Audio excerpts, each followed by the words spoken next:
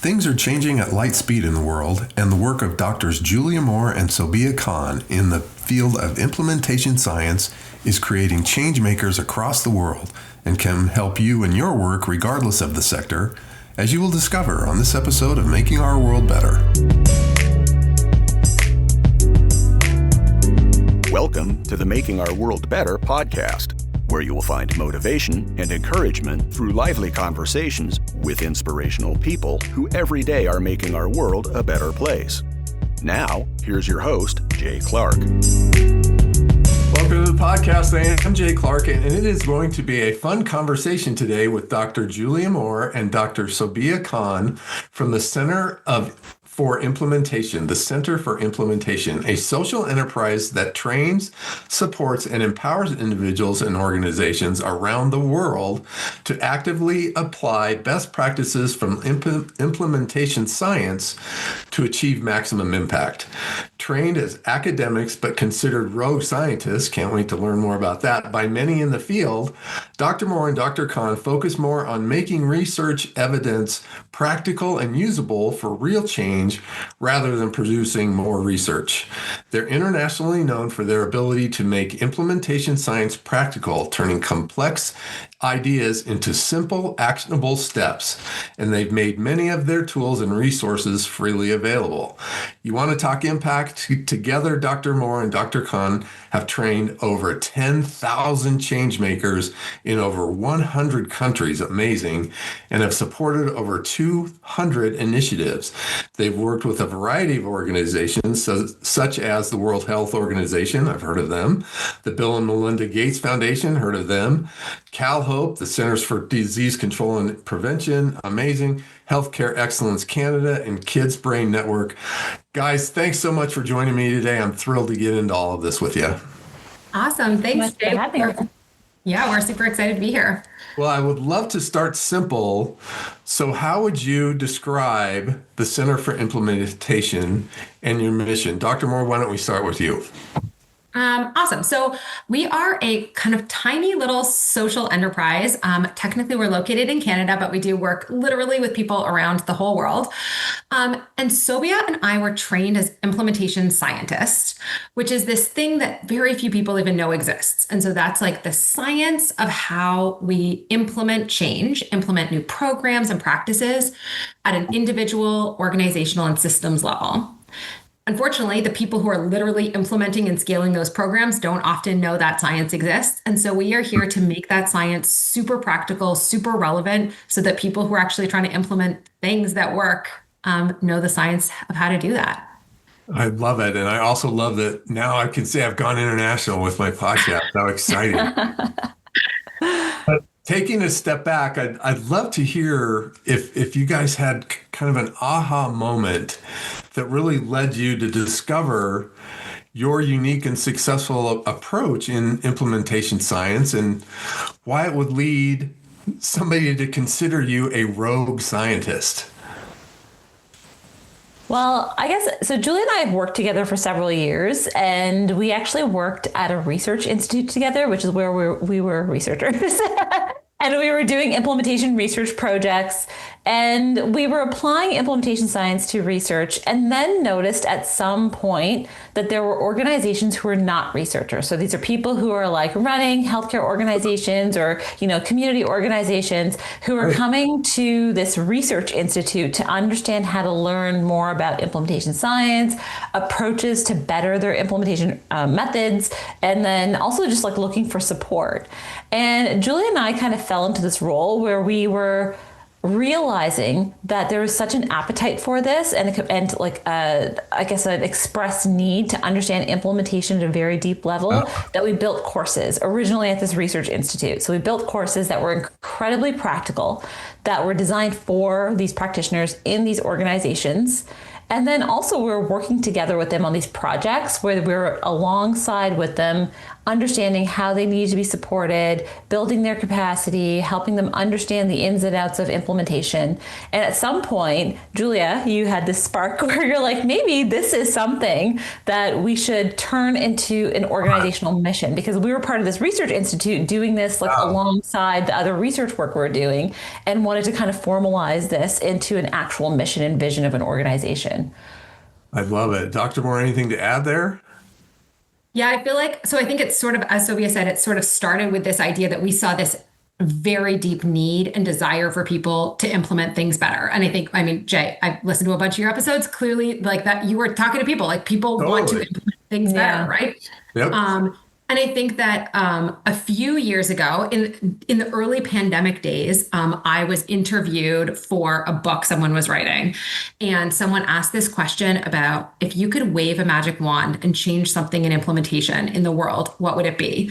And I remember sitting there kind of like puzzled and then thinking, I would want there to be tens of thousands of people around the world who knew the science of how to implement this and literally be embedded in all those organizations doing it differently. And I think that we kind of had this idea based on a need from the beginning, and then this idea of how could we support organizations around the world to really have these people embedded in them to know how the science of how to change. And so I think that kind of drove us and has driven us probably for the past 5 years.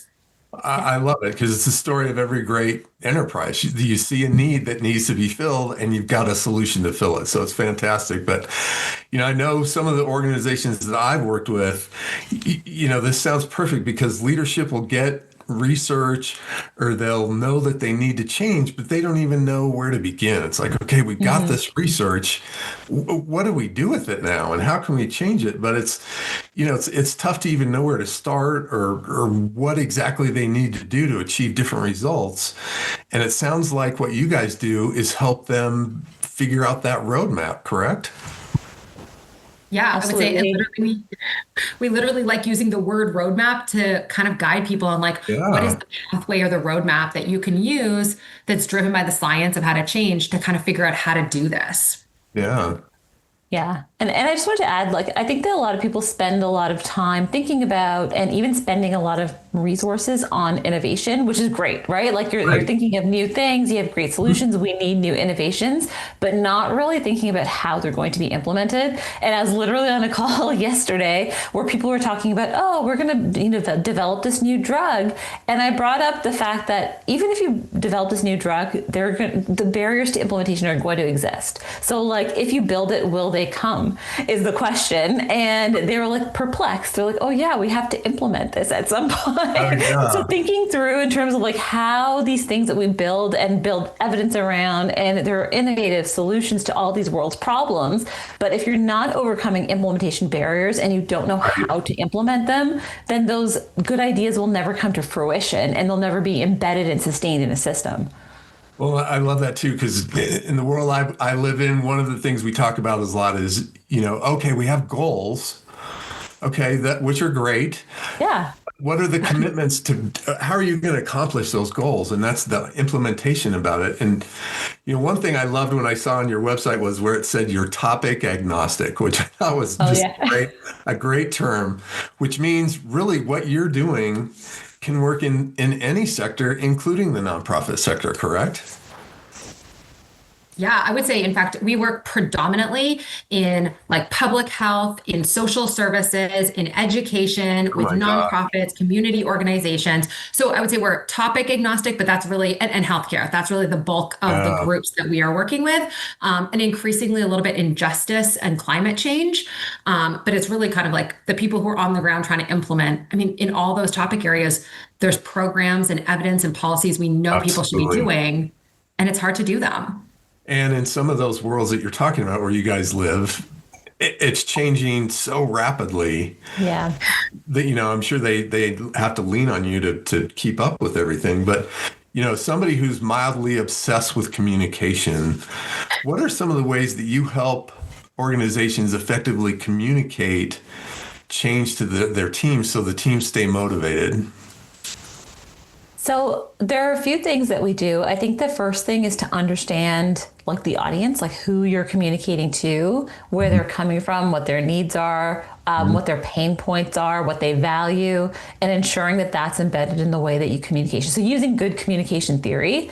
Yeah. The other thing that we also emphasize is truly understanding people's barriers and facilitators to change, because I think that does help you understand that experience, like that experiential piece and Mhm. where they're coming from. And so implementation science does offer some really good frameworks and theories for unpacking those barriers and facilitators to change that are actually quite approachable. I know that people get scared by the word theory or scared by the word determinant or Change. framework or change, Right. right? All of But that. Right. It's unpacking all scary stuff. it is scary stuff, but anytime you're implementing change, people are going to have some sort of resistance, quote unquote. Like everyone says, oh, we're resistant to change. And we always try to encourage leaders and other people within organizations to unpack what resistance means. Like people aren't just resistant for the sake of being resistant. It's coming from a place. Love it. It's coming from a deep historical place, a deep emotional place, a motivational place. It's because they don't have the capability.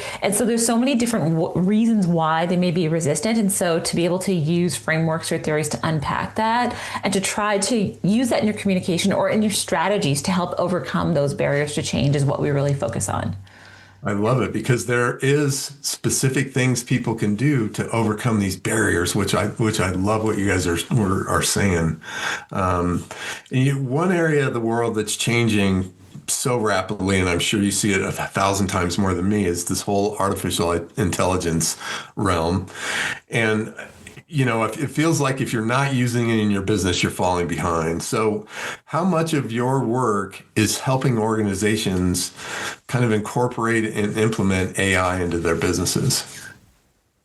I feel like that's interesting. I feel like AI has come up, but so far we have never had a situation where we're helping people incorporate AI into their business. I Interesting. would say most often people are coming to us because they have like a program or a policy, and like maybe it's like within the organization, maybe it's within their state, that's saying, hey, like we want to be people to be doing this thing. And so how are we going to do this? Sometimes AI is embedded within those components, but it's Sure. not like people are saying, oh, we're going to come implement AI. It's more like, ooh, we are trying to change the way that say it's in social work.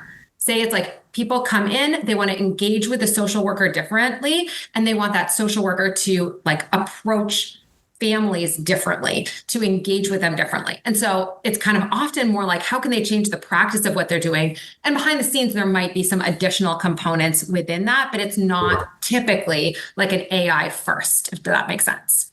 It does. Yeah. And that raises a point that I would love for you guys to talk about is how, if you're talking about something as granular as how somebody interacts with a social worker, you're going into some of these humongously organizations that are humongous and worldwide and everything else. How do you get change from a leadership level all the way down to that granular level? That's got to be one of your bigger challenges. It is. And this is where we start talking about systems of implementation support, to be able to understand what actually helps support people at multiple levels of an organization or a system to actually change, right? Because in order to be able to create any kind of change in a system, we talk about system as if it's this big grand thing, but there are people in the system. People drive Right. system behavior, right? And so understanding like who governs system behavior and what do they need to do differently in order to be able to create this change and how can they be supported?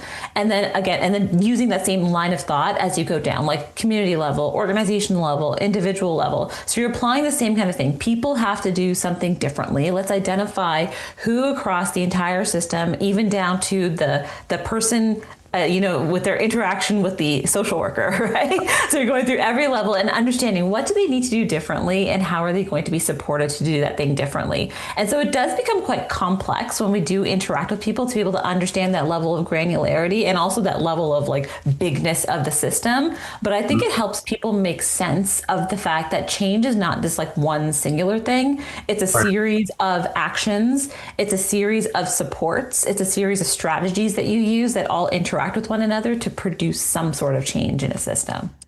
And a lot of that has to come from when somebody, whether it's the World Health Organization or a small organization of 50, a nonprofit that you work with, a lot of this has to start with recognizing there's something, we want a different result somewhere. And if Yeah. we want that, we have to change. So I would assume a lot of your work is coming in and going, okay, you guys want to change. Here's how we can help you get there. Yeah, so I would say like people most often come to us. So we really work with people in two kind of big bucket different ways, right? Lots of people are actually coming to get training and capacity building. So we built the first ever implementation support certificate. And so Love it. people literally come and they want to become like certified implementation support people because they have roles like the quality improvement agent or the change agent, or you know what I mean, like the program manager Right. within an organization. And so they can go through a pretty rigorous process to figure out how they can apply this to their own work. And so sometimes they're coming in that way. And sometimes people come to us because they're working on a big, huge implementation or scale up initiative. And they say, hey, can you collaborate with us along this pathway? Right. Right. And I would say most of the time people come with a sort of good idea of the problem that they're trying to address and a sort of Right. good idea of the solution they have for that problem. But Sobia and I, one of the first things we like to do is start with this collective vision exercise of like, what is the big picture? What's the like North Star of where you want to go? And it's surprising, or maybe not surprising, that a lot of the times people don't have the same idea of even what that destination That is is. remarkable, isn't it? Right? Like it's amazing. And so we often start there and then work people through these different Wow. pathways to do what Sylvia talks about. Like, what are your barriers? What are the strategies that address those barriers? But then thinking about other things like, are the organizations or is your organization ready to implement? There's Right. fascinating research. Two-thirds of implementation efforts fail because Wow. organizations are not ready to implement. Wow. If we're not assessing that, like we're losing this huge opportunity, right? Totally. And helping people think about like what are the contextual factors that are going to change like at that big systems level or within the organization, and Right. thinking about like how are you going to plan for adaptations you might need to do because your context is a bit different, your population's a bit different. How do you plan for sustainability? Are you thinking about scale up? How do you know you implemented it super well? So we're helping people think through all of these different pieces, and some of them actually, almost all organizations do some of those things really well already. And some Sure. of those are new things, right? So it's like figuring Right. out which are the pieces that you're already doing awesome, and what are the pieces that maybe we haven't thought about yet that we can embed into their processes. Well, and two things to unpack there is I love the implementation certification because you're teaching somebody to fish, right? You're not giving them the fish, you're teaching them how to fish, which is great because you guys can only be in one place at one time as far as at least I think that's Or probably as you true. know. I love that. I love that you're teaching people to fish. Here's how we do it. You can learn this, take it back to your organization. That's great. When organizations come to you, are they, do you see where they're almost in distress situations where, they need some help being rescued because it's, adapt or die? Or oftentimes is it more in a growth mode where they need help managing, transition and the changes that are going on because they're growing so much? So should we unpack the certification first? Yeah. Please. Yeah. So, I mean, an origin story about the certification. So this is another example of how a lot of what we do is driven by people's express needs. And so there are people who are working across the system, like Julia was saying, like the quality improvement lead in a healthcare organization who had these roles where they're supporting implementation, but they didn't have the right competencies in place. They didn't know how exactly to support others to do the implementation work. And so they were coming to us and saying, okay, well, we need this training. And then the other thing they expressed was they needed some sort of formalization of that role as well. So they're like, oh, do you have a certificate? Can I call myself an implementation support specialist? Is there something that actually like formalizes the role that I play, because so many people are doing implementation work and supporting implementation and feeling unseen or unheard. They're kind of like operating not in the shadows, but like operating quietly, and people don't really recognize the depth of their role and the importance of their role. And so we wanted to make sure that we're honoring that role, that we're formalizing that role, and that we could build something that's really giving people that certification to say, hey, this is what I specialize in. I do implementation support. And so because they said it, because there was this express need, Julia and I had this idea that, you know what, we should build this certification program to be able to give people what they need to be able to advance in their careers, to formalize that role, to be able to understand what competencies are related to that role. And I think it helps the person who's doing the support work, and it also helps people who are looking to hire those people. So a lot of organizations were coming to us and saying, we need somebody who knows how to implement or support implementation. Who are we looking for, and what are their qualifications? And it's more than just experience. You have to be trained in that underlying science of implementation and those core competencies. And so we were able to offer and say, like, these are the core competencies. These are the kinds of people who are certified to be able to fill that position. So there are different viewpoints in terms of like why it was needed. And that's why we created the program. And it's been pretty successful, I think, in its years of operation. I would imagine so. Yeah. And I would also think that, you know, if somebody comes and gets that certification from company X, their credibility internally just skyrockets. Exactly. Yeah. Well, and again, this is what I wanted to touch on also, is how often do you find it when somebody comes to you and says, we have a goal, or we want to achieve these different results, but then they're not all on the same page? Because I always find that fascinating, where it's like, oh, we need to change. Yeah, we all agree. And then you sit down and start getting into it. It's like, whoa, we're not even close here. Do you encounter that often?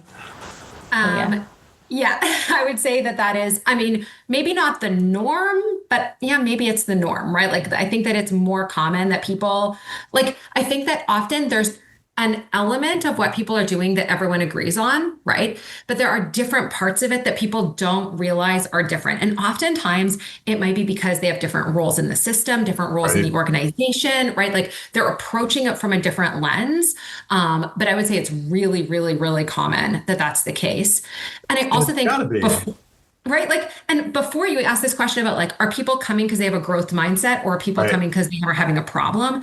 And I think that these are kind of all connected things, which is like, half the time people are coming because things aren't going super well, and they're saying, hey, we need help. And actually, maybe that was more common back in the day. I think that these days we have a lot more people proactively coming.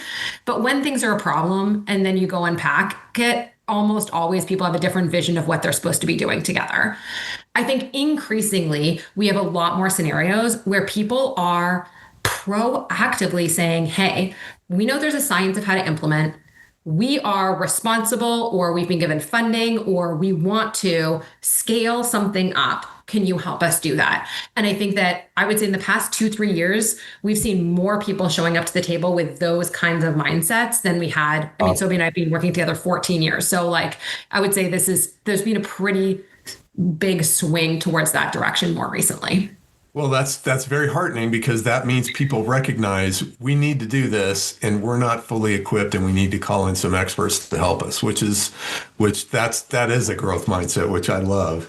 And here's one, this is probably not a fair question, but I'll ask anyways, is both of you have a favorite success story of when you came in and really, you know, had one of those mission accomplished moments? I would say mine is interestingly not a project success story, but probably a capacity building success story. So as Sobia mentioned, we have a certificate, a level 1 certificate, that's kind of the base foundational level. And then we are soon launching our level 2 certificate. So the level 1 has like 2 baseline courses. Level 2 has 4 courses that you have to do after level 1. So, like, much more advanced. And I would say there's these moments where people, at the end of every single module in the online courses, we ask people a couple of questions. And one of them is like, what was an aha moment that you had during this module? And it's amazing how in the early stages, like implementation is really hard. It feels pretty overwhelming at the beginning. And it is really common that early on people feel kind of like, oh, like this is Yeah. overwhelming. But we have people go and finish course number one and they go to course number two as they're going through their certificate. And there's a moment often as people start course number two and they get, to revisit some of the early content and they're like, wow, this makes sense. And I have literally been able to bring this, they often say, to my work. And frequently they say, to my family life, like Right. parenting, right? Like spousal relations, relationships with their Sure. parents, you know what I Absolutely. mean? Like other extended family. And Right. so there's this magical moment of like people saying, hey, I was able to take this thing that kind of seems like scientific and out there and researchy, and I can apply it not just in my work, but in all of these other ways. And I don't know, every time I answer one of those comments, it like gives me goosebumps that literally But, people can go and take this and apply it every day. And I don't know, for yeah. me, that's just amazing. Like, hey, I think we're onto something here. Yeah. Yeah. That's awesome. Dr. Kahn, do you have one? Yeah, I do. I have a project related example because I think that people know us for like for our training that we provide and don't Right. realize how closely we support projects. And it's interesting because whenever people ask me what I do and I try to explain I do implementation science and I support it, I think they think that like I take on a consultation role, and I guess that's the Right. closest job that maybe like mimics what we do, but it's actually not quite that. Sometimes Julie and I like to joke that we do implementation therapy. We're alongside, Yeah. these people That's who are good. implementing, supporting, doing the ups and downs of implementation, and helping them through it. There's a lot of emotion within implementation, and this one project that stands out. I like even when debriefing with our team, this like stood out as a project where we felt like we made a lot of impact and that like a lot of change happened. I don't want to identify who these people are, so I'm going to try to de-identify as much as possible. But Sure. there are people within a county who implementing a federal program that helps support the nutrition of like pregnant women and kids who are low income within their county, right? And so they have 14 clinics that operate across this county. And their difficulty was that because they're a federal program, they have these government standards that roll down. So they're set at the federal level and then at the state level, and then they roll down to the county, and they feel like very powerless. They feel Right. like they're just being told what to do all the time. They have people who are being like elevated to leadership positions or like not being honored in their certain positions that they're in without the right kind of training or without the right kind of support. So there's a lot of stuff going on, tons of challenges. And they were like, can you help us make sense of how to move forward? And at first we were like, okay, first they said, can you help train us? And I was like, no, you need more than training. And so we did these sessions.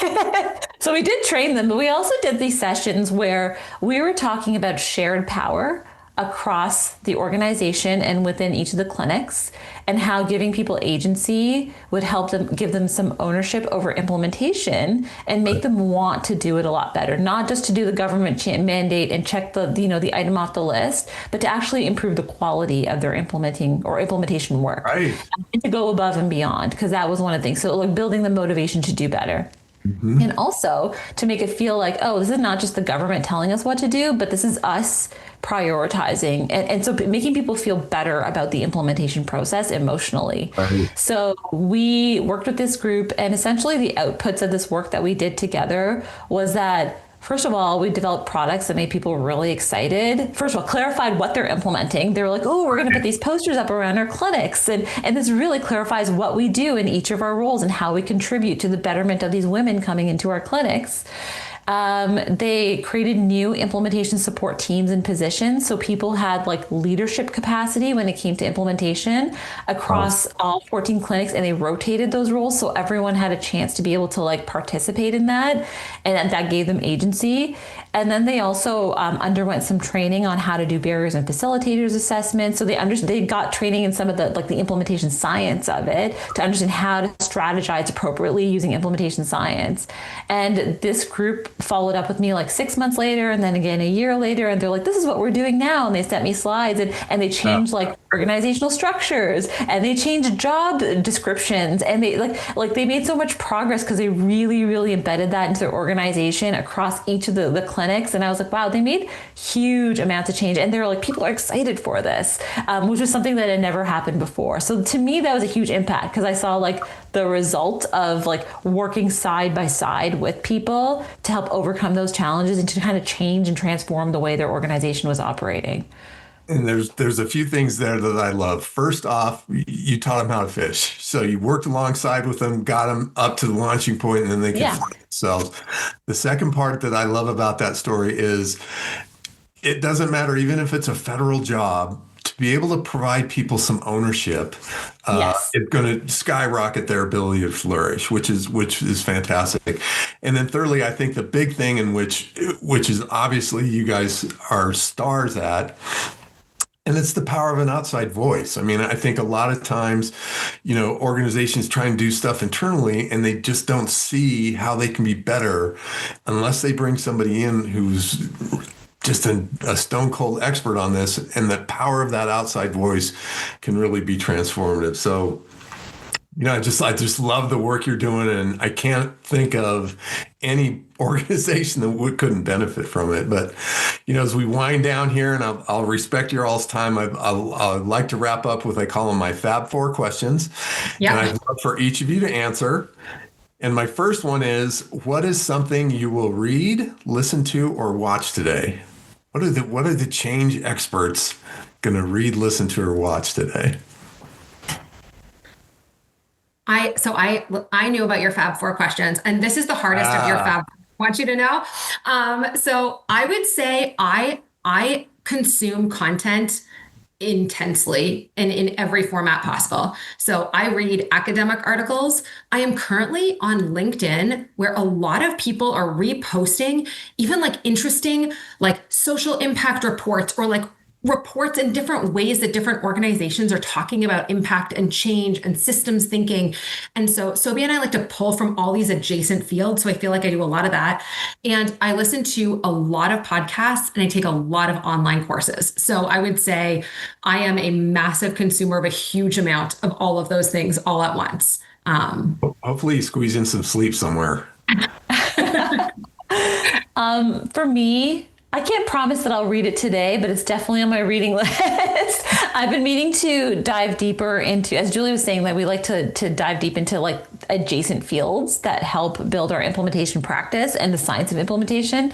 And there are people who've developed something called the compassionate systems framework, which is like, how do we create systems change but center people within it?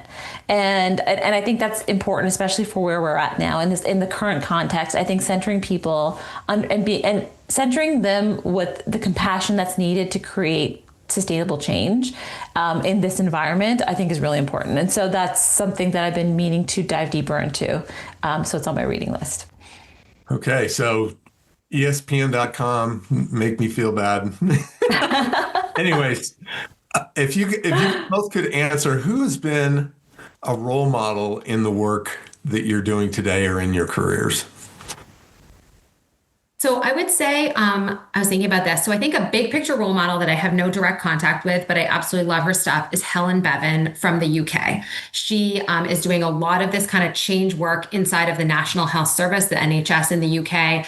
She posts unbelievably incredible, inspiring, amazing stuff. And so everything she writes, everything she shares, I follow her on LinkedIn, and her stuff is just incredible. So I would say Helen Bevan is the first person that pops in my head. Wrote that down. Dr. Kahn. I was thinking about the response to this question, and it's really hard to pinpoint a role model. It's like the question when people are like, "Oh, what's your favorite color?" I've never had a favorite or been able to say my favorite movie, because there's just so many things that I like about like colors and movies, and also people. Like I found a lot of inspiration from a lot of people like Helen Bevan. There's a whole bunch of implementation scientists in our field who have done amazing things.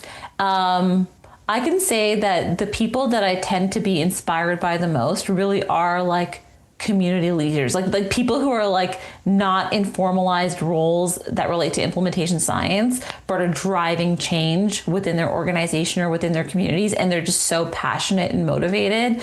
I had the privilege of being able to work with educators across California to implement social and emotional learning, and like would meet with them and then walk away being incredibly motivated and inspired to just, in my own implementation practice. And so those are basically my role models. Awesome.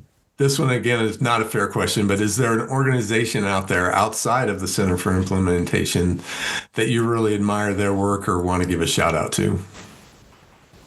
Actually, it's funny. Sobia and I didn't pre-discuss our answers. So my answer to this question is shockingly similar to her answer to the last one, which is actually the people that inspire me and that I admire the most are these people who are embedded within the system, who are making change happen, right? They're often these mid-level people, right? Like mid-level managers responsible for change, responsible for implementation. It's hard. And it's hard. And it's so hard. They have to manage up, manage down, manage to the side. They're supporting all of these emotional challenges and reactions. And I feel like, I don't know, like Sobia, when I interact with people and see how they're overcoming these challenges, how they're being resilient and working together and finding connection and learning how to find the power within to kind of like keep going through these challenging moments, especially right now for a lot of the people we're working with, this is a very challenging time. And I think that for me, watching that, experiencing that, listening to those people is just so inspiring. And so for me, I think that it's not one organization, but kind of the collective of those people who are trying to think differently about change. And there's a lot of organizations trying to do that right now, including funders and stuff. And I think that's really cool. Well, I love it. It kind of goes back to what you're saying earlier, that you think about systems or organizations and they're people. It always comes out. So, and Dr. Kahn, what would your response be? Oh, my response. This one organization. I think I'll just echo what Julia said. I think that we have had the privilege of working with so many different kinds of people in different topic areas across different countries, across different levels of the system. And there are people who are doing amazing things everywhere. And I think that you can find examples of what they're doing everywhere. And I just get inspired by so many different kinds of organizations and people in those organizations. So it's hard to like pinpoint or say like the one. My Sophie's Choice question is totally not fair. I know. But again, like I said, I can't think of anybody that couldn't benefit from your certification or any of all the great resources that you offer. So if somebody wants to learn more about your organization or reach out and find you guys, what's the best way? So I would say easiest way is we have a website, the Center for Implementation. People can Google it. It shows up pretty fast. We have a pretty active LinkedIn profile for the Center for Implementation, and then personally for Sobia and myself. And then I would say on our website, there's a lot of easy kind of entryways. So we have a bunch of free online tools that people can use, like to help unpack barriers and facilitators, to think about how to navigate trust and power dynamics, how to plan for adaptations. So we have like free tools that anyone can go and use. And the other thing that is super popular is we have a free mini course called Inspiring Change 2.0. We've had 10,000 people from around the world take that mini course. It's like an hour and a half. So if someone is like, I don't really know what this implementation science thing is, I want to check it out, I would say Inspiring Change 2.0 is kind of a great place to start. Fantastic. We'll put all that in the show notes. Gang, it's always such a privilege to talk to true subject matter experts. And as a girl dad, again, super strong, powerful women leaders, I just love highlighting. It's been a thrill and an honor. And I hope you keep up the great work. Awesome. Jay, thanks so much for having us. This was so much fun. Thanks for listening, and thanks to Dr. Moore and Dr. Kahn for their work in building changemakers and innovators through implementation science. This podcast was brought to you by JC Charity Services. Positivity is the competitive advantage, and as a John Gordon certified Power of Positive trainer, I'd love to work with your organization to transform your mindset, leadership, and culture so you stand out. You can find me at makingourworldbetter.com. To learn more about the Center for Implementation, visit thecenterforimplementation.com. Check the show notes for links, and if you enjoyed this podcast, we'd be grateful if you leave a review and share it with a friend. Until next time, I hope you're inspired to find a way to make our world better.